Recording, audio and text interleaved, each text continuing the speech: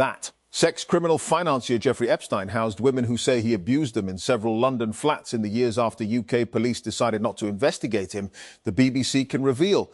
We found evidence of 4 flats rented in the affluent borough of Kensington and Chelsea in receipts, emails and bank records contained within the Epstein files. 6 of the women housed in them have since come forward as victims of Epstein's abuse. That. Call me Ringo. That's what the former Beatles drummer says when asked if we should call him Sir.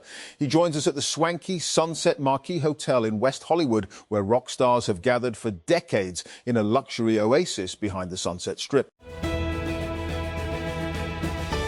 And an Australian publisher has scrapped a children's book over comments made by the book's illustrator on the Bondi Beach shooting, which the publisher says violates its policy on anti-Semitism. The move has prompted several prominent Australian writers to cut ties with the University of Queensland Press, UQP, and sparked allegations of political censorship. And the US military said a 3rd aircraft carrier had arrived in the Middle East, the highest number of American carriers deployed to the region in more than 20 years, according to analysts. The announcement on Thursday came around the same time US President Donald Trump declined to give a timeline on when the Iran war could end, telling reporters at the White House, "Don't rush me." That. A Ukrainian married couple, both aged 75, were killed in a Russian attack on Odessa. Ukrainian officials said Russia launched a series of drone attacks on and near Ukraine's southern port city. The assault destroyed residential buildings and hit a foreign merchant ship, according to Ukrainian authorities. That. Jaden McDaniels and Minnesota flexed even more of their defensive muscle against flagging Denver, seizing a 2-1 lead in the first round NBA playoff series with a dominant 113-96 victory in Game 3 on Thursday night. McDaniels had 20 points and 10 rebounds. Ayo Dosunmu added 25 points and 9 assists off the bench. And Dante DiVincenzo had 15 points and 4 steals for the surging Timberwolves.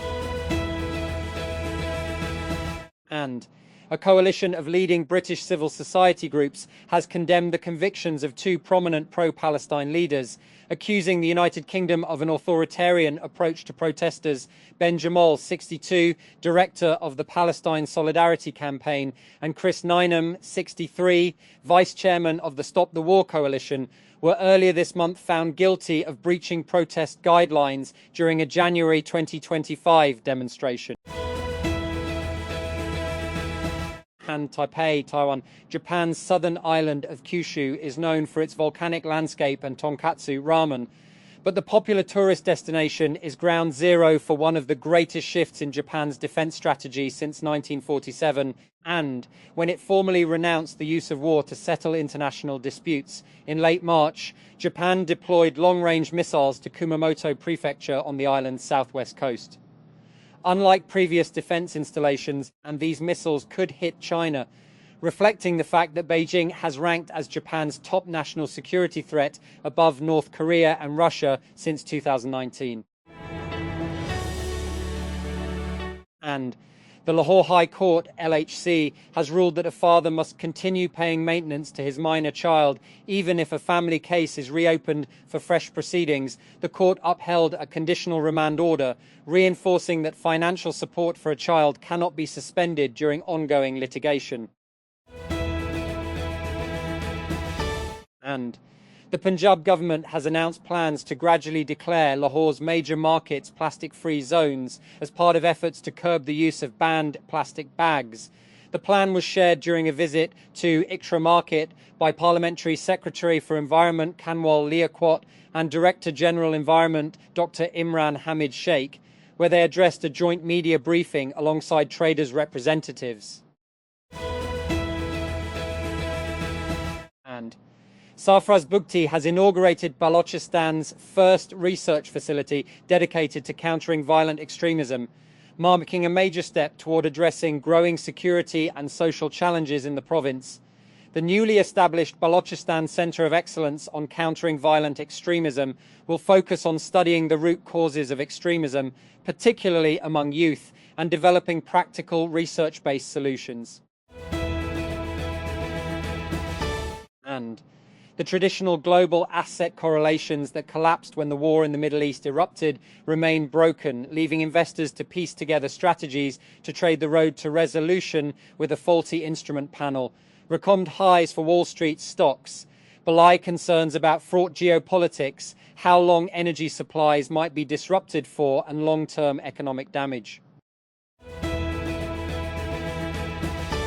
And Chinese startup DeepSeek released a new artificial intelligence model with drastically reduced costs on Friday, more than a year after it stunned the world with a low-cost reasoning model that matched the capabilities of US rivals. The AI race has intensified the rivalry between China and the United States. And the White House on Thursday accused Chinese entities of a massive effort to steal artificial intelligence technology. And India on Thursday criticized as inappropriate a post by US President Donald Trump that called the South Asian country a hellhole. The comments come ahead of a planned visit next month to India by US Secretary of State Marco Rubio, who would seek to turn the page on recent tensions between the normally friendly powers. That US President Donald Trump has announced a 3-week extension to the ceasefire between Israel and Lebanon after talks at the White House with Israeli and Lebanese envoys. As tensions persist across the region, he said he could make a deal right now with Iran, but is willing to wait for an everlasting agreement. And when Donald Trump announced an extension of the ceasefire with Iran on Wednesday, the US president did not provide a deadline for the resumption of talks, simply saying the US would continue its near 1-week blockade on Tehran and wait for Iran's proposal for further talks. But he has another deadline to worry about, one coming up at home in the US Congress. And the Federal Investigation Agency, FIA, has launched a nationwide crackdown on money laundering, introducing stricter enforcement measures and new standard operating procedures to curb financial crimes. The initiative, approved by the FIA Director General, includes the establishment of a dedicated Financial Intelligence Unit, FIU, at the agency's headquarters to strengthen monitoring and investigation capabilities. Karachi will face a water shortfall of around 250 million gallons per day, MGD, for 48 hours as work begins to connect a newly constructed transmission line with the existing network at the Dabaji pumping station. The Karachi Water and Sewerage Corporation, KWSC, said the final interconnection of transmission line number 5 will start on Saturday evening and is expected to be completed within 2 days.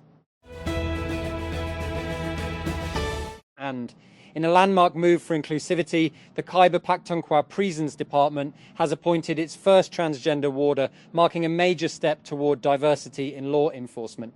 According to officials, Sobia Khan, also known as Bibo, has been recruited in Scale 7 under a designated quota for transgender individuals.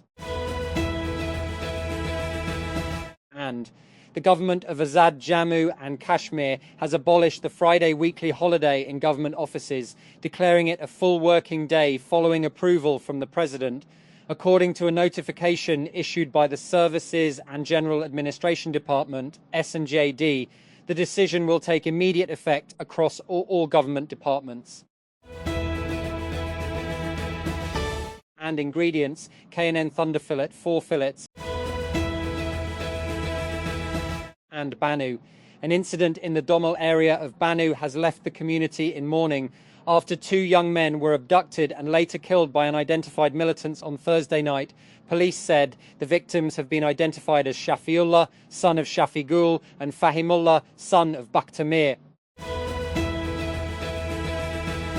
And security forces killed 22 terrorists in a joint intelligence-based operation, IBU in Khyber Pakhtunkhwa's Khyber district. Inter-Services Public Relations said on Friday.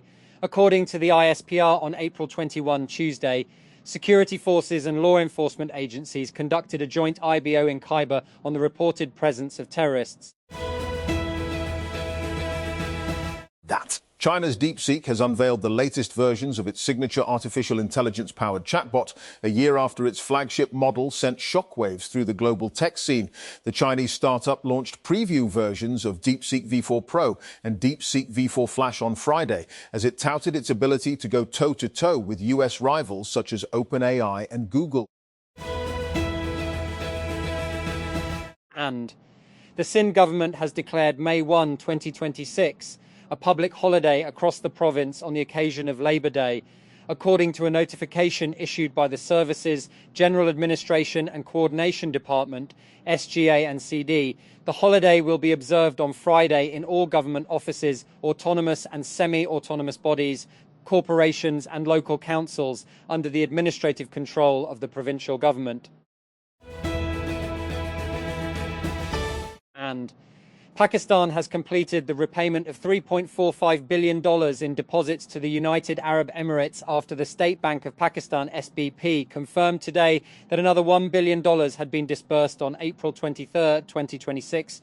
According to the central bank, the latest payment was made to the Abu Dhabi Fund for Development, ADFD, following the maturity of deposits previously placed with the SBP. And MCB Bank Limited reported financial results for the quarter ended March 31, 2026, posting a profit after tax of 12.8 billion and announcing a first interim cash dividend of 9.4 per share, equivalent to a 92% payout. In a statement issued on April 23, the bank said its board of directors, chaired by Mian Mohammed Mansha, reviewed and approved the financial results for the first quarter of 2026.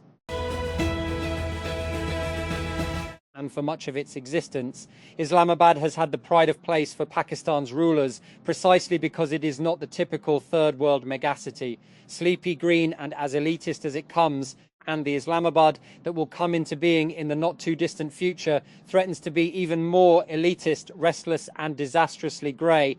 The word is that the new capital is going to resemble a mix of Manhattan and Shanghai, and even while it retains the scenic splendour of the Margalla Hills.